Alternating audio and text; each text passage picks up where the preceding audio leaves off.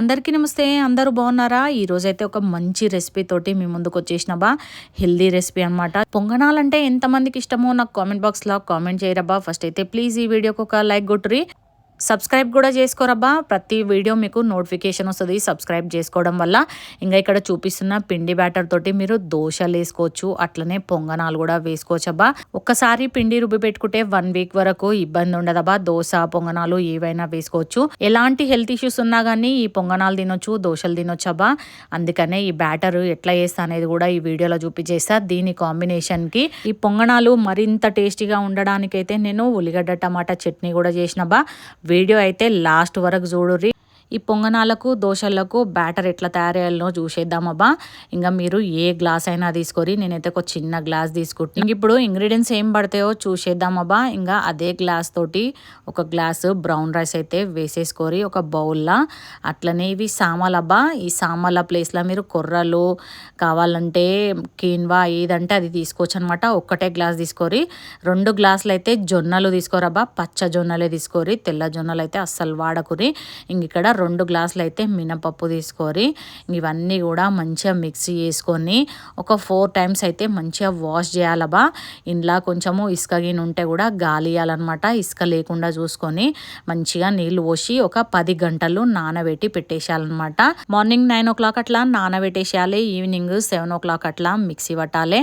మనము దోశ బ్యాటరు ఎట్లా ప్రిపేర్ చేసుకుంటామో అట్లనే ప్రిపేర్ చేసుకోవాలబ్బా. దోశ పిండి మరీ జారుగా ఉండకూడదు, మరీ గట్టిగా ఉండకూడదు. చూసుకొని ఇక్కడ చూపిస్తున్న విధంగా కన్సిస్టెన్సీ వచ్చేలాగా మంచిగా మిక్సీ పట్టి నైట్ అంతా పులవనియాలి.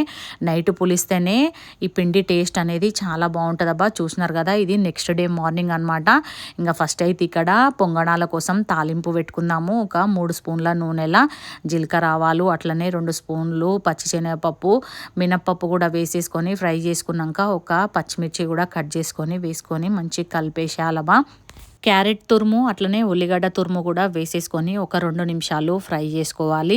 ఇందులోనే గుప్పడంతా కొత్తిమీర, కరివేపాకు కూడా వేసుకొని మంచిగా ఫ్రై చేసుకున్నాక ఇదే స్టేజ్లో 1/2 టీ స్పూన్ పసుపు వేసుకోవాలి. 1/2 టీ స్పూన్ ఉప్పు కూడా వేసుకొని 1 నిమిషం పాటు అయితే ఫ్రై చేసుకోవాలబ్బా. మరీ ఎక్కువ ఫ్రై చేసుకోవాల్సిన అవసరం లేదు. చూపిస్తున్న విధంగా 2 నుండి 3 నిమిషాలు అయితే ఫ్రై చేసుకుంటే సరిపోతుంది. మరీ ఎక్కువ ఫ్రై అయితే కూడా టేస్ట్ బాగుండదబ్బా. ఇంకా ఇక్కడ మనకు బ్యాటర్ రెడీగా ఉంది కదా పొంగడాల కోసము, అందులో వేసేసుకొని మంచిగా మిక్స్ చేసుకోవాలన్నమాట. పిండిలా సరిపోయేంత ఉప్పు ఇదే స్టేజ్లో వేసుకోవాలి. 1 టీ స్పూన్ ఉప్పు అయితే వేసేసుకొని మంచిగా కలపాలి. ఇంకా ఇందులోకి మీరు సోడా కూడా వేయాల్సిన అవసరం లేదు. పొంగడాల బ్యాటరు నైట్ అంతా కూడా పులిసింది కాబట్టి సోడా వేసుకోవాల్సిన అవసరం లేదు. ఇంకా ఈ బ్యాటర్ అయితే ఒక 15 నిమిషాలు పక్కన పెట్టేద్దాము. దీనికోసం అయితే చట్నీ తయారు చేసుకుందాం అబ్బా.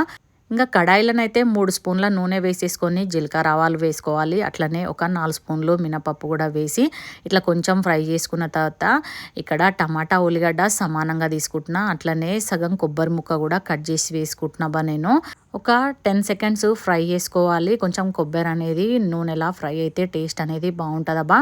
కరివేపాకు కూడా వేసుకొని అట్లనే మనం ఉల్లిగడ్డలు టమాటాలు ముక్కలు కట్ చేసి పెట్టుకున్నాం కదా, అవి కూడా వేసేసుకొని మంచిగా మగ్గనియాలి. ఒక 2 మినిట్స్ అయితే ఫ్రై చేయాలి. తర్వాత 1/2 టీ స్పూను పసుపు కూడా వేసుకోవాలి. ఇంకా ఉల్లిగడ్డ టమాటా ముక్కలు మగ్గాలంటే సరిపడంతా ఉప్పు ఇదే స్టేజ్లో వేసేసుకొని 10 మినిట్స్ మగ్గనియాలబ్బా. చూస్తున్నారు కదా, ఇట్లా మగ్గిపోవాలన్నమాట. ఉల్లిగడ్డ టమాటా ముక్కలు చల్లారేలోపు మిక్సీ జార్లో ఇట్లా మార్చిన కారం అయితే 2 స్పూన్లంతా వేసేసుకోవాలి. అన్నీ కలిపి కొన్ని వాటర్ వేసుకొని మిక్సీకి పట్టేసుకుంటే చట్నీ అయితే రెడీ అయిపోతుందబ్బా. మీ దగ్గర మార్చిన కారం లేకపోతే స్టార్టింగ్లోనే ఉల్లిగడ్డలు ఫ్రై అయ్యేటప్పుడు ఒక 4 పచ్చిమిర్చి కూడా ఫ్రై చేసుకోరబ్బా. అట్లా కూడా కమ్మగానే ఉంటుంది అనమాట. ఇక్కడైతే చట్నీ అయితే రెడీ అయిపోయింది. ఇంకా బ్యాటర్ కూడా ఇక్కడ మనకు రెడీగా ఉంది. ఇంకా పొంగడాలు వేయడానికైతే మీరు నూనెనైనా వాడొచ్చు, నెయ్యి అయినా వాడొచ్చు. పిల్లలకు చేసే వాళ్ళైతే ఖచ్చితంగా నెయ్యి వేసుకోరబ్బా, మస్తు టేస్టీగా ఉంటుంది. ఈ రెసిపీ సేమ్ యాజ్ ఇట్ ఈస్గా మీరు కూడా ఫాలో అయిపోరబ్బా. మంచి టేస్టీ హెల్దీ రెసిపీ అనమాట. ఎవరైనా తినొచ్చు. బీపీ షుగర్ ఉన్న వాళ్ళు కూడా కంపల్సరీగా ట్రై చేయరి. మంచిగా ఉంటుందబ్బా, హెల్దీ డిష్ అనమాట. ఈ వీడియో నచ్చితే లైక్ చేయరబ్బా. సబ్స్క్రైబ్ చేయని వాళ్ళు సబ్స్క్రైబ్ చేసుకోర్రి. మరిన్ని వీడియోస్ తోటి మీ ముందుకు వస్తూనే ఉంటా.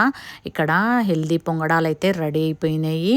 మీకు కూడా ఈ వీడియో నచ్చిందని అనుకుంటా. మీరు కూడా ఒకసారి ఇట్లా ట్రై చేసి నాకు కామెంట్ బాక్స్లో కామెంట్ చేయరబ్బా. మా ఇంట్లో 15 డేస్కి ఒకసారి పొంగడాలు అయితే కంపల్సరీగా చేసుకుంటామబ్బా. మీరు కూడా చేసుకోర్రి.